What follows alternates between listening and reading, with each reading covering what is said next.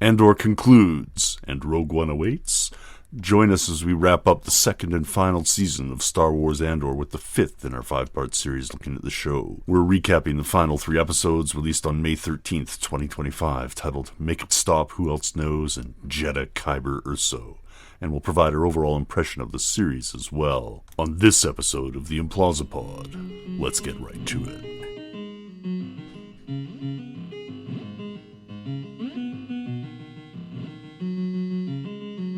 Welcome to the Implausipod, a podcast about the intersection of art, technology, and popular culture. I'm your host, Dr. Implausible. What makes a story a Star Wars story? Are there certain elements that let the audience know what they're watching, that give it away?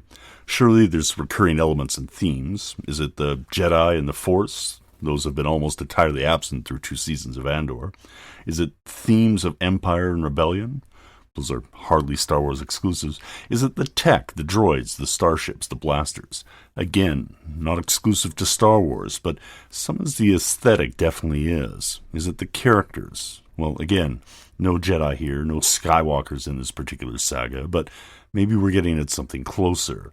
I think in the final 3 episodes of the Season 2 of Andor, we're clearly getting a Star Wars story, but we're also getting something much more. Let's get into how we can tell. It starts in episode 10, titled Clea's Story, or maybe Make It Stop, which might have been what the showrunners were told. A shame, really, but it does help us focus. This episode is all about Clea, the ruthless backbone of the rebellion, up throughout the entire run of the series. It was during a review of Season 1 that we noted how the women were the rebellion, obviously by about episode 7, from threads that were starting in episode 4, and Clea was clearly the one people were relying on to get things done. She filled an archetype in the Star Wars story, one that's been there since the very first release in 1977, one that we've come to expect, and that clearly makes Star Wars Star Wars.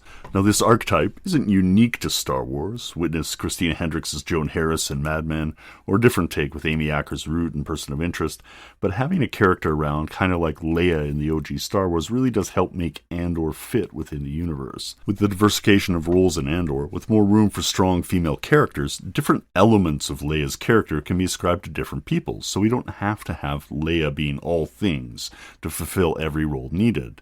Mon Mothma is the diplomat, Bix is the mechanic and the love interest, Vel is the heart, Dedra the dark mirror, and Clea, well, like we said above, she's the ruthless backbone. There's other character archetypes that we've become accustomed to as well, ones that make Star Wars feel like Star Wars. The rascal in Cassian, the idealistic youth like Nemec, the wizened council like Luthen or perhaps Saw Gerrera, the droid B2EMO, the shaggy muscle, in this case K2SO, and more. We're focused on archetypes here to distinguish them from, say, stereotypes. Archetypes here aren't the Jungian archetypes that are ascribed to various elements of human psychology. They're more like story archetypes or character archetypes, personalities that we meet. And they have a lot in common with the Star Wars tabletop role-playing game from West End Games that we mentioned a few episodes ago. In that game, released back in 1987, the characters are defined by their quote-unquote type. This could include several of the ones we've just mentioned, the smuggler, the bodyguard, the courier, and a few more. Similar to how we get a game like D&D would have a fighter, a wizard, or cleric. And interestingly, Force users were rare in that game too, at least according to the rules, but I think a lot of campaigns ended up with a hidden Jedi or two. So those links to Andor are deep, the idea in the game that the type was more important than the specific character, and we're seeing that, we're getting back to that archetype again. But if I'm talking about role-playing games, I'm digressing. This is Clea's story after all. Let's get caught up with what's going on. We begin with Lonnie requesting an emergency meeting, and Luthen goes to meet him, telling Clea, "I fear we've used up all the perfect." He meets Lonnie in public during daylight, and Lonnie lets him in on the news of the plot, what he's just learned about the battle station in the last few hours. Fearing he's been burned, Lonnie gives Luthen all the details, that he's been in Dedra's files for the last year. Luthen leaves, and we later see Lonnie found dead on the bench, though it isn't clear what he's died of, a blaster shot or poison or something else. Luthen sends Clea off to get a message out and starts with destroying the equipment and prepping to leave. But Dedra shows up to the antiquities dealer. He buys some time for the acid to do its work, and then stabs himself, but is stabilized in time by a med team, and he's taken to the hospital. We get Clea's story then, told in flashbacks, as she's reliving them. In the flashbacks with Clea and Luthen, we see some of the events that turned him to the Resistor, those small acts of rebellion, in Nemec's words. taking place during a raid or some other military action where he subtly sabotages the ship, allowing room for Clea to stay aboard as a stowaway, and likely preventing more mayhem. A young Clea is witness to more Imperial atrocities, including executions, as well as early acts of sabotage by Luthen. She began picking up her skills at a young age. Some of these flashbacks take place while she is traveling to the hospital where Luthen is being held, and we get another cyberpunky plot. Is she there to rescue him or take him out before he can be interrogated? And I want to point out that the level of detail in the show here remains amazing. We see the same symbol on the hospital sign on the roof of the building that we saw on the armbands of the rebel medics in the previous episode. There's a bit of a real-world conceit here as well, that of the hospital emergency that is played up based on the audience's knowledges of the tropes of that genre. Things that don't necessarily make sense in a Star Wars universe, but are shown here as roughly analogous to our own, like the orderlies or the layout or the various wings in the hospital. As we cut to the hospital, we see that Dedra is in charge, monitoring Luthen's status, waiting for him to be ready for interrogation. But she's in charge only briefly, as she's soon relieved of her duty. Apparently, she was snooping a bit to make the caller, and she's overstepped her bounds. Anywho, in all this distraction, Clea manages to sneak in, detonate a diversion, saying the least, and then proceeding to use a meal tray and a pistol against several armed guards and a stormtrooper that stood in her way of getting to Luthen's room. And she says goodbye before heading for the exit. This is an amazing episode, full of character and depth, where we say goodbye to some of the most important characters of the series. There's a thread here where I'd love to see Clea as a rebel operative between Star Wars: A New Hope and Return of the Jedha, acting as a body double for Leia, serving as a decoy, or engaged more directly in her own right. She's already one of the most skilled members of the Alliance. There'd be room to see more from her in the future, but first we have to get there. It's time for a return to Episode 9 Cyberpunk plot. We need another extraction. And we get that extraction in Episode 11, an episode of CSI Coruscant, or perhaps it's titled, Who Else Knows? Because we start with an investigation, looking at the body of a dead stormtrooper, and I'm left to wonder for a second at the incongruity of it. We clearly have the apparatus of a surveillance state in the Empire, especially on Coruscant. We have cameras everywhere, though not quite a full panopticon. I'm wondering why there weren't body cams on the stormtroopers or officers to presumably show the Imperials who was shooting them. It's a little weird. But we have an ISB investigative team. We're almost going through the motions of a buddy cop movie. And the detective here is issuing commands even as he's trying to puzzle out the mystery. He's introduced to the hospital director, which again is a very modern conceit of how the hospital would operate. But the ISB detective is clearly flexing how he's in charge, saying, "Arrest him. You're slowing me down. That means you're a suspect." To which the hospital director soon concedes. And as the investigation continues, we shift a bit. As much as last episode was Clea's story, this episode is Dedra's. We see her in custody in a windowed cell or interrogation chamber, and someone turns off the monitors. The panopticon is not watching, just we, the audience. And it's Krennic that we see. We've seen him earlier in the season, of course, during the fancy ball, but here on his own, he's not playing nice. There's a magnificently framed shot during the interrogation where we can see Dedra's eyes and only the lower half of Krennic's face asking the questions with pure malice, because his pet project has been found out. Say the name, the one that matters. Death Star.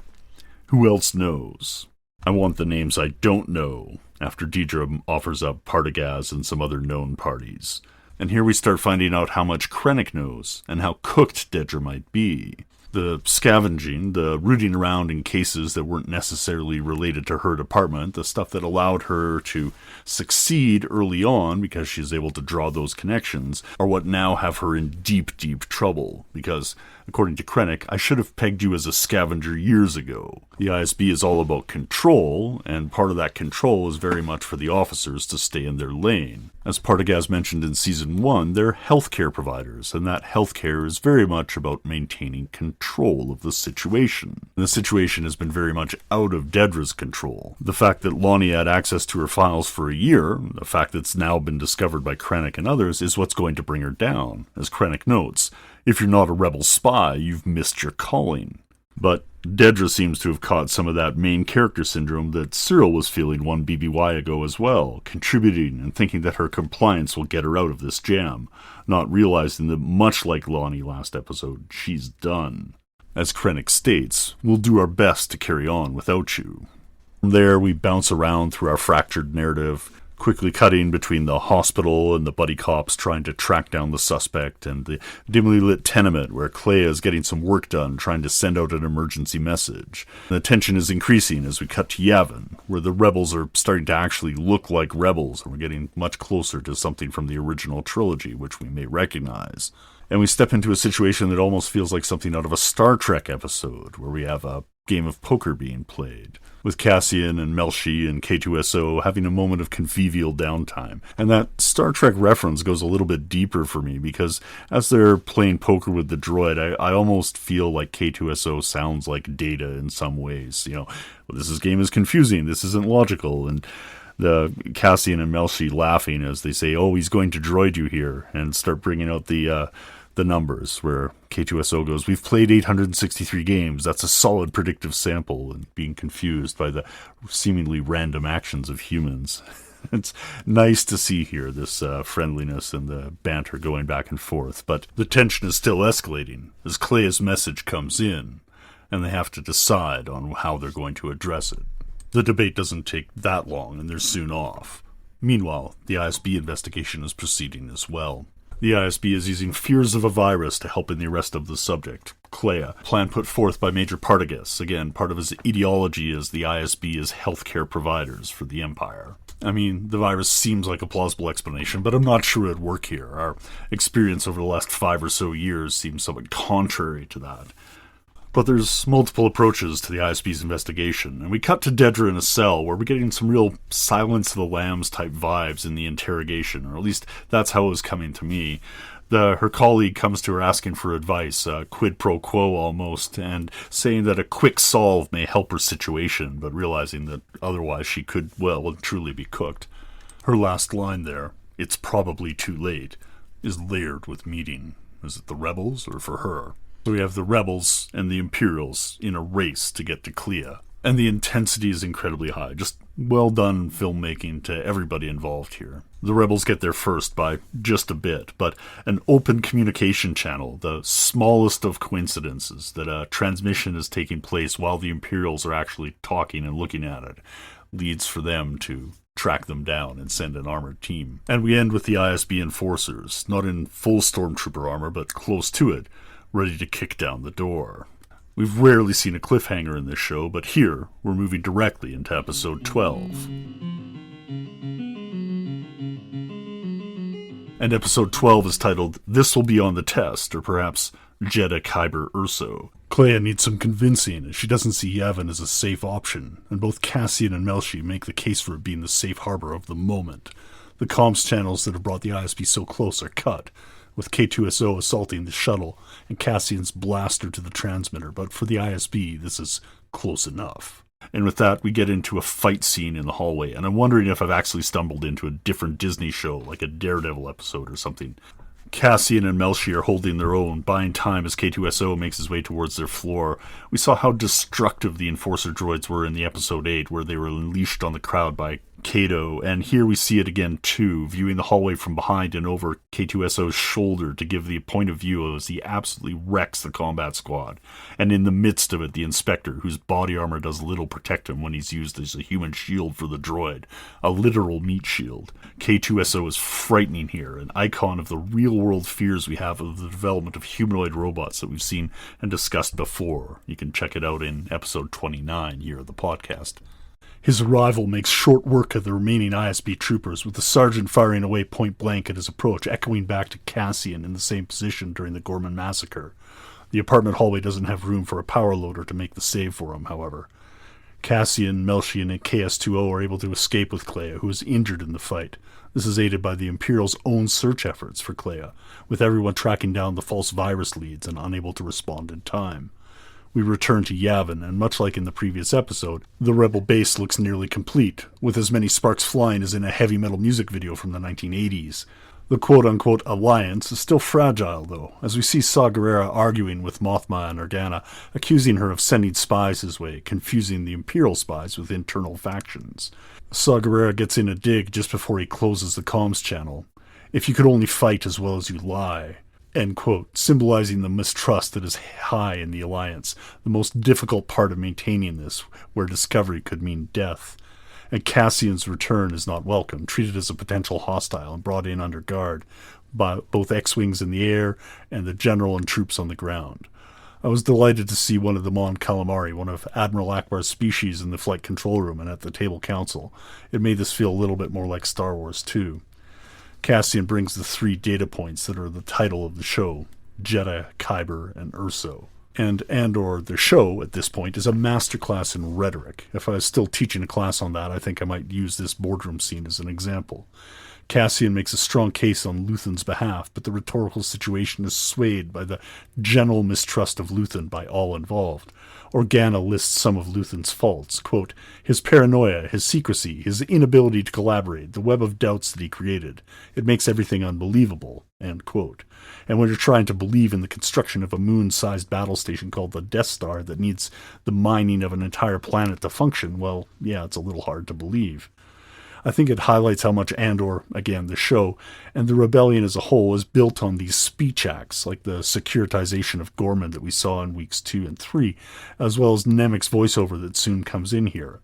Nemec's words, repeated from the tape that he made on Season 1, Episode 5, play over a montage of a number of characters that we've seen throughout the 2 seasons, helping bridge Andor the series to where it needs to be at the start of Rogue One. We hear Nemec's words as a diegetic voiceover, listening to Major Partagaz of the ISB, realizing that the viral spread that he was talking about last episode was not that of Clea, but of this speech, out of control of a system that desperately needs it. Partagaz faces an imperial fate, with the blaster kept in his desk for emergencies. And a little later we see Dedra in an imperial prison, much like Cassian last season, with us knowing what awaits her. Much like the closing scenes that we'd see in the final episode of a season of The Wire, we step through all the ensemble characters and see where they're at and where they're going. Vel and Clea discuss the personal and emotional costs of the rebellion, the toll that their course of actions and the decisions that they've made have taken upon them. Vel, with some regret, speaks with Cassian and advises him to not wait too long in regards to reconnecting with Bix, and we know how bittersweet that will be. Cassian is soon suiting up to go on a mission based on the intel that Luthen brought in, and we close out Andor with a scene of Bix in the field of the Harvest Planet, with a newborn swaddled in her arms.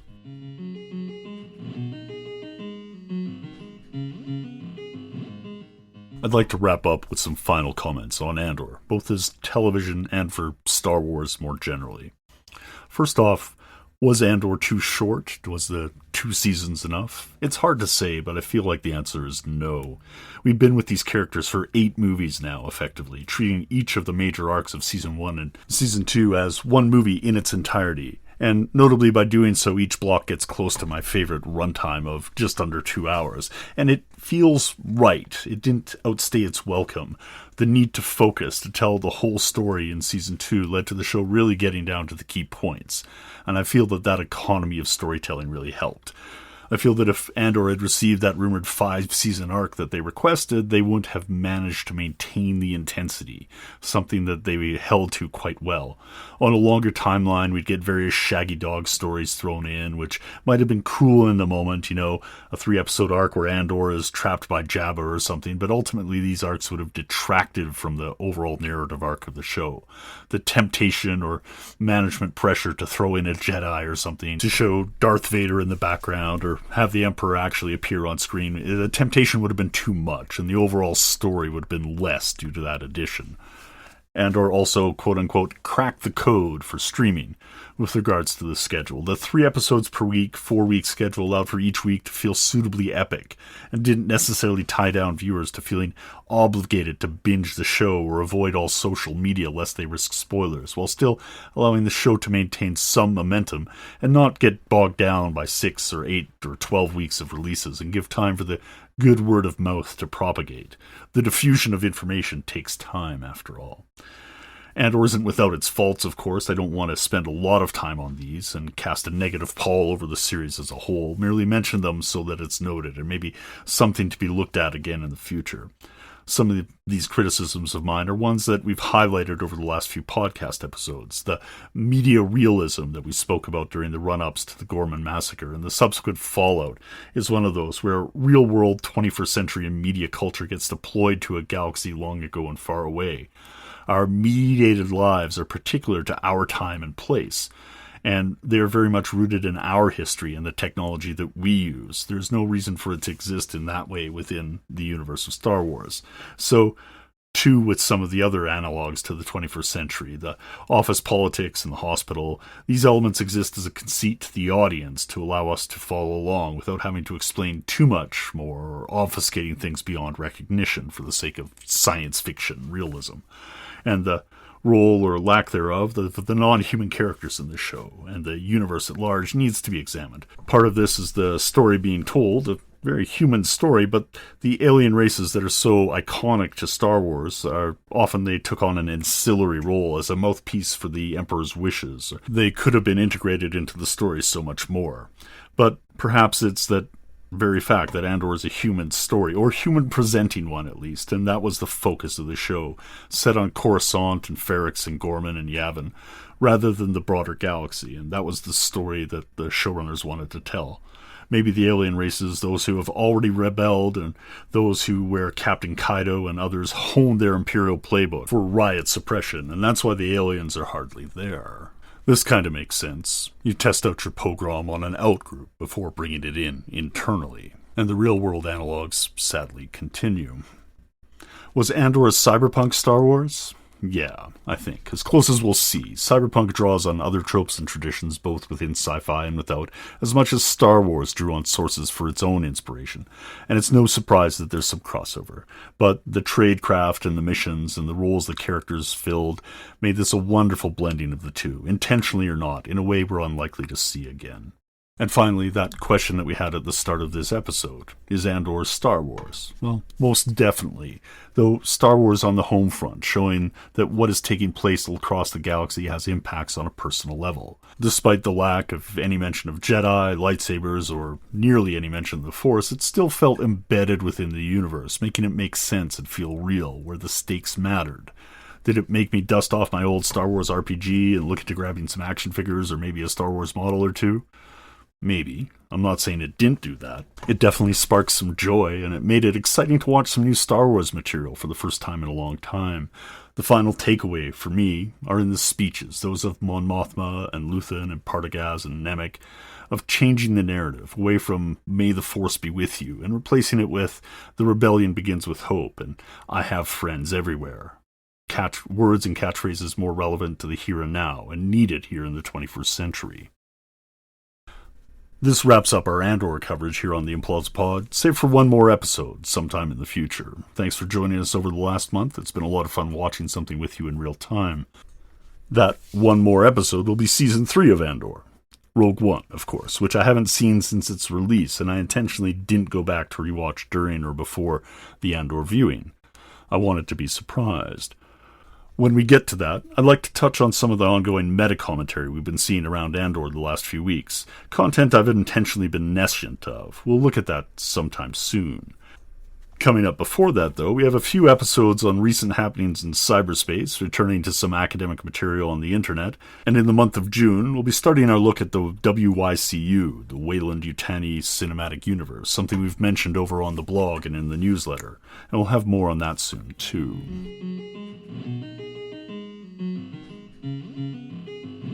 Once again, thank you for joining us on the Implausipod. I'm your host, Dr. Implausible. You can reach me at drimplausible at implausipod.com, and you can also find the show archives and transcripts of all our previous shows at implausipod.com as well. I'm responsible for all elements of the show, including research, writing, mixing, mastering, and music, and the show is licensed under a Creative Commons 4.0 share-alike license. You may have also noted that there was no advertising during the program, and there's no cost associated with the show. But it does grow from word of mouth of the community, so if you enjoy the show, please share it with a friend or two and pass it along. There's also a Buy Me a Coffee link on each show at Implausipod.com, which will go to any hosting costs associated with the show. Once again, thank you for joining us. Until next time, take care and have fun.